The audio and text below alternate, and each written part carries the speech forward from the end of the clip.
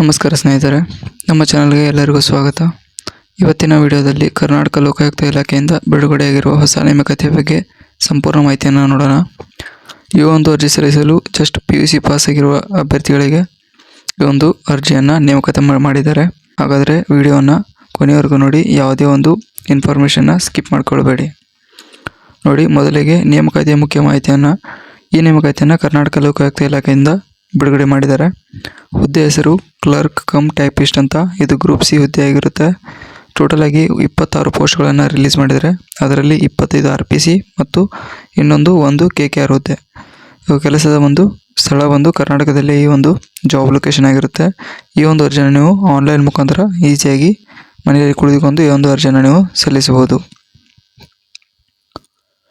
ಮುಂದೆ ಎಷ್ಟು ಪೋಸ್ಟ್ ಅಂತ ಈಗಾಗಲೇ ಹೇಳಿದ್ದೀನಿ. ಕ್ಲರ್ಕ್ ಕಮ್ ಟೈಪಿಸ್ಟ್ ಅಂತ RPC ಹುದ್ದೆಗೆ RPC ಈ ಒಂದು ವಿಭಾಗಕ್ಕೆ 25 ಹುದ್ದೆಗಳು ಮತ್ತು KKR ವಿಭಾಗದ ಅಭ್ಯರ್ಥಿಗಳಿಗೆ 1 ಹುದ್ದೆ. ಸಾಮಾನ್ಯ ನೇಮಕಾತಿ ಆಗಿರುತ್ತೆ.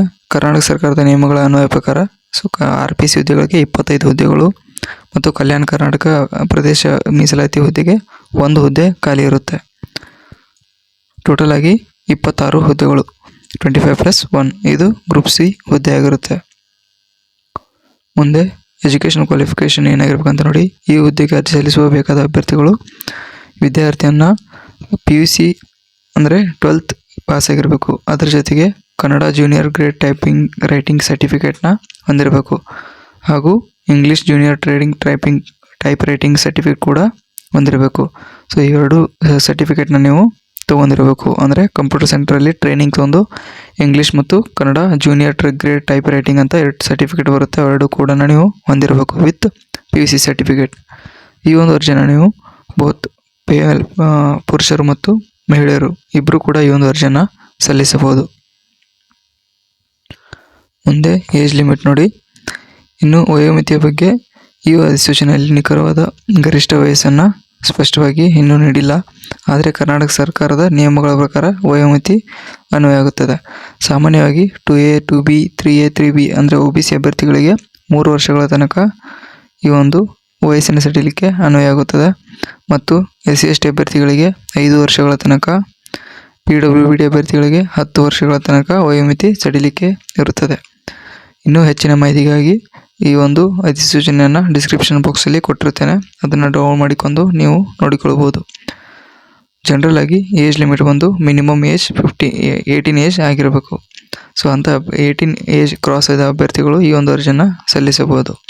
ಹೆಚ್ಚಿನ ಮಾಹಿತಿಗಾಗಿ ಈ ಒಂದು ನೋಟಿಫಿಕೇಶನ್ ಲಿಂಕನ್ನು ಡಿಸ್ಕ್ರಿಪ್ಷನ್ ಬಾಕ್ಸಲ್ಲಿ ಕೊಟ್ಟಿರ್ತೇನೆ, ಅಲ್ಲಿ ಡೌನ್ಲೋಡ್ ಮಾಡಿಕೊಂಡು ನೋಡಿಕೊಳ್ಳಿ.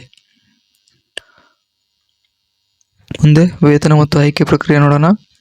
KKR ಹುದ್ದೆಗೆ 34,100 ರೂಪಾಯಿಂದ 67,600 ರೂಪಾಯಿವರೆಗೆ ಈ ಒಂದು ವೇತನ ಇರುತ್ತದೆ. RPC ಹುದ್ದೆಗಳ ವೇತನ ಸರ್ಕಾರ ನಿಯಮಗಳ ಪ್ರಕಾರ ಇರುತ್ತದೆ. ಆಯ್ಕೆ ವಿಧಾನ ಅಂದರೆ ಸೆಲೆಕ್ಷನ್ ಪ್ರೊಸೆಸ್ ಹೆಂಗಿರುತ್ತೆ ಅಂತ ನೋಡಿ. ಫಸ್ಟ್ ಸ್ಟೇಜ್ ಮೆರಿಟ್ ಲಿಸ್ಟ್ ಆಗಿರುತ್ತೆ. Based on the PUC results ಮತ್ತು ನಿಮ್ಮ ಒಂದು grades type writing certificate base ಮೇಲೆ ಮೆರಿಟ್ ತೆಗಿತಾರೆ. ಮೆರಿಟ್ನಲ್ಲಿ ಆಯ್ಕೆಯಾದ ಅಭ್ಯರ್ಥಿಗಳಿಗೆ ಡಾಕ್ಯುಮೆಂಟ್ ವೆರಿಫಿಕೇಷನ್ ಇರುತ್ತೆ. ಸೊ ಡಾಕ್ಯುಮೆಂಟ್ ವೆರಿಫಿಕೇಷನ್ ಆದಮೇಲೆ ಲಾಸ್ಟ್ ಮೆಡಿಕಲ್ ಎಕ್ಸಾಮಿನೇಷನ್. ನಿಮ್ಮದು ಯಾವುದೋ ಒಂದು ರಿಟರ್ನ್ ಟೆಸ್ಟ್, ಫಿಸಿಕಲ್ ಟೆಸ್ಟ್ ಯಾವುದೂ ಇರುವುದಿಲ್ಲ. ಜಸ್ಟ್ ಮೆರಿಟ್ ಬೇಸ್ಡು ಡಾಕ್ಯುಮೆಂಟ್ಸ್ ಮತ್ತು ಮೆಡಿಕಲ್ ಎಕ್ಸಾಮಿನೇಷನ್. ಈ 3 ಎಕ್ಸಾಮಿನೇಷನ್ಸ್ ಕ್ಲಿಯರ್ ಆದರೆ, 3 ಸ್ಟೇಜ್ ಕ್ಲಿಯರ್ ಆದರೆ ಈ ಒಂದು ಹುದ್ದೆಗೆ ನೀವು ಎಲಿಜಿಬಲ್ ಆಗ್ತೀರಾ. ಮುಂದೆ ಅರ್ಜಿ ಶುಲ್ಕ ನೋಡಿ. ಜನರಲ್ 2A 2B 3A ಮತ್ತು 3B ಅಭ್ಯರ್ಥಿಗಳಿಗೆ 250 ರೂಪಾಯಿ ಅರ್ಜಿ ಶುಲ್ಕ ಇರುತ್ತೆ. SC ST ಮತ್ತು PWBD ಅಭ್ಯರ್ಥಿಗಳಿಗೆ ಯಾವುದೇ ಒಂದು ಅರ್ಜಿ ಶುಲ್ಕ ಇರುವುದಿಲ್ಲ. ಫ್ರೀಯಾಗಿ ಒಂದು ಅರ್ಜಿಯನ್ನು ಸಲ್ಲಿಸಬಹುದು. So through net banking, Paytm, credit card, debit card ಅವರು UPI, Paytm, ಗೂಗಲ್ ಪೇ ಮುಖಾಂತರ ಈ ಒಂದು ಪೇಮೆಂಟನ್ನು ನೀವು ಮಾಡಬೇಕಾಗುತ್ತದೆ. ಮುಂದೆ ಪ್ರಮುಖ ದಿನಾಂಕಗಳನ್ನು ನೋಡಿ. ಅಧಿಸೂಚನೆ ಬಿಡುಗಡೆಯಾದ ದಿನಾಂಕ ಜುಲೈ 14ರಂದು ಈ ಒಂದು ಅಧಿಸೂಚನೆ ಬಿಡುಗಡೆಯಾಗಿದೆ. ಅರ್ಜಿ ಸಲ್ಲಿಸಿರುವ ಪ್ರಾರಂಭ ದಿನಾಂಕ 17 ಜುಲೈ 2026. ಈಗಾಗಲೇ ಅರ್ಜಿಗಳು ಪ್ರಾರಂಭ ಆಗಿದ್ದಾವೆ. ಬೇಗನೆ ಅರ್ಜಿಯನ್ನು ಸಲ್ಲಿಸಿ. ಅರ್ಜಿ ಸಲ್ಲಿಸಲು ಕೊನೆಯ ದಿನಾಂಕ 17 ಆಗಸ್ಟ್ 2026 ರಾತ್ರಿ 11:59ಕ್ಕೆ ಈ ಒಂದು ಅರ್ಜಿ ಕೊನೆಗೊಳ್ಳುತ್ತದೆ.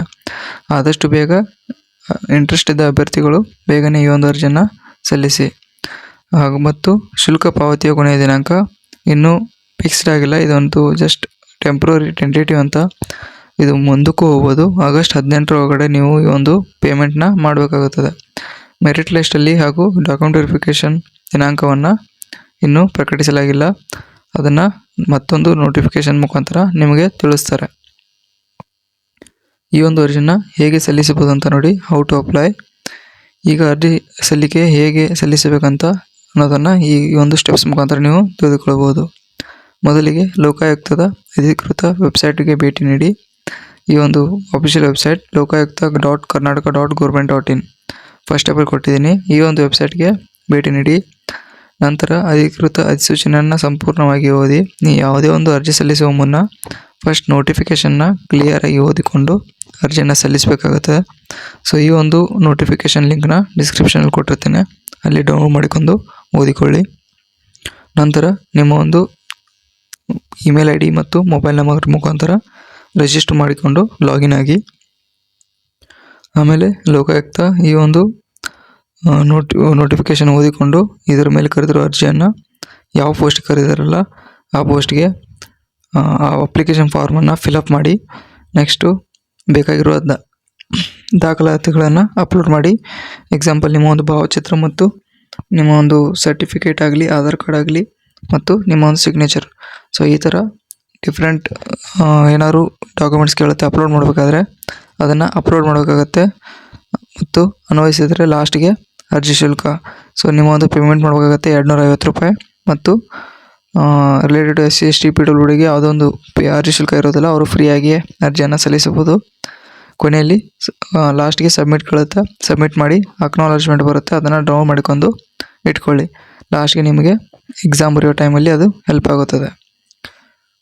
ಇನ್ನು ಈ ಒಂದು ಅರ್ಜಿ ಸಲ್ಲಿಸಲು ಬೇಕಾಗಿರುವ ದಾಖಲೆಗಳು: first Aadhaar card, PAN card, SSLC marks card ಮತ್ತು ನಿಮ್ಮ ಸೆಕೆಂಡ್ PUC ಮಾರ್ಕ್ಸ್ ಕಾರ್ಡ್.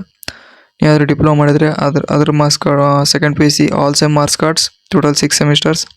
ಮತ್ತು ಡಿಗ್ರಿ ಕಂಪ್ಲೀಟ್ ಮಾಡ್ಕೊಂಡಿದ್ರೆ ಅದರದ್ದು ಡಿಗ್ರಿ ಸರ್ಟಿಫಿಕೇಟ್ ಮತ್ತು ಪ್ರೊವಿಷನಲ್ ಡಿಗ್ರಿ ಪ್ರಮಾಣ ಪತ್ರ.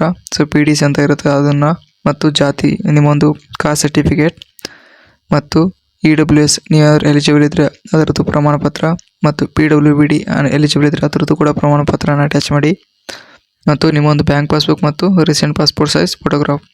ಈ ಎಲ್ಲ ಥರದ 12 ಡಾಕ್ಯುಮೆಂಟ್ಸ್ನ ನೀವು ಎಲಿಜಿಬಲ್ ಇದ್ದರೆ 12 ಡಾಕ್ಯುಮೆಂಟ್ಸ್, ಇಲ್ಲ ಅಂದರೆ ಒಂದು EWS ಮತ್ತು PWBD ಎಲಿಜಿಬಲ್ ಅಂದರೆ ಟೋಟಲಾಗಿ 10 ಡಾಕ್ಯುಮೆಂಟ್ಸ್ ಕಡ್ಡಾಯವಾಗಿ ನೀವು ನಿಮ್ಮೊಂದು ಡಾಕ್ಯುಮೆಂಟ್ ವೆರಿಫಿಕೇಷನ್ಗೆ ನೀವು ತೊಗೊಂಡೋಗಬೇಕಾಗುತ್ತದೆ. ನೋಡಿದ್ರಲ್ಲ ಸ್ನೇಹಿತರೆ, ಈ ಮಾಹಿತಿ ಈ ಒಂದು ಲೋಕಾಯುಕ್ತದಲ್ಲಿ ಕರೆದಿರುವ ಸಂಪೂರ್ಣ ಮಾಹಿತಿಯನ್ನು ಈ ಒಂದು ವಿಡಿಯೋದಲ್ಲಿ ಸಂಪೂರ್ಣವಾಗಿ ತಿಳಿಸ್ಕೊಟ್ಟಿದ್ದೇನೆ. ಅರ್ಜಿ ಸಲ್ಲಿಸುವ ಮುಂಚೆ ಅಧಿಕೃತ ಅಧಿಸೂಚನೆಯನ್ನು ಒಮ್ಮೆ ನೋಡಿ ಸರಿಯಾಗಿ ತಿಳಿದುಕೊಂಡು ಈ ಒಂದು ಅರ್ಜಿಯನ್ನು ಸಲ್ಲಿಸಿ. ಮುಂದಿನ ಹೊಸ ಸರ್ಕಾರಿ ಉದ್ಯೋಗದ ಮಾಹಿತಿಯಾಗಿ ಈ ಒಂದು ಇಟ್ಸ್ ಮೈ ಜಾಬ್ ಚಾನಲ್ನ ಸಬ್ಸ್ಕ್ರೈಬ್ ಮಾಡಿ ಮತ್ತು ಪಕ್ಕದಲ್ಲಿರೋ ಬೆಲ್ ಬಟನ್ನ ಕ್ಲಿಕ್ ಮಾಡಿ. ನಿಮಗೆ ಮುಂದೆ ಬರುವ ಎಲ್ಲ ಥರದ ಸರ್ಕಾರಿ ಉದ್ಯೋಗದ ಮಾಹಿತಿಯನ್ನು ಈಸಿಯಾಗಿ ನಿಮಗೆ ರೀಚ್ ಆಗುತ್ತವೆ.